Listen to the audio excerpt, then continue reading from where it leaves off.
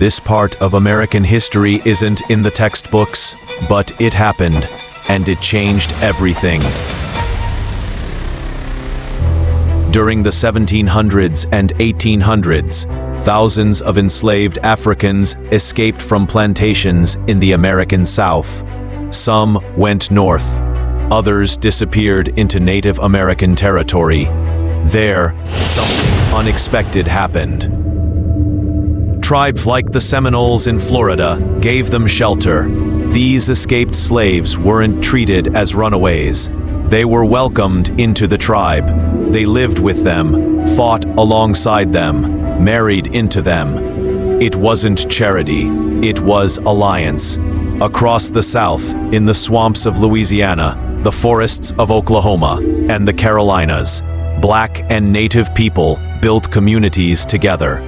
They defended each other from slave catchers and soldiers. It was quiet, but powerful. The U.S. government saw this alliance as a threat. In 1830, President Andrew Jackson signed the Indian Removal Act, pushing tribes off their land. Among those forced to walk the Trail of Tears were Black people, part of Native families, but their names never made it into the official records. Here's where it gets complicated. As U.S. pressure grew, some tribes started owning slaves too, adopting parts of the system that was destroying them. It's a painful contradiction, but that's what empires do, force people to turn on each other to survive. After the Civil War, Black members of tribes were suddenly cut off. The U.S. government told Native tribes, if you want your treaty rights, remove the Black members. And many did. Black Indians lost everything. They weren't recognized as African American. They weren't accepted as Native. They were erased.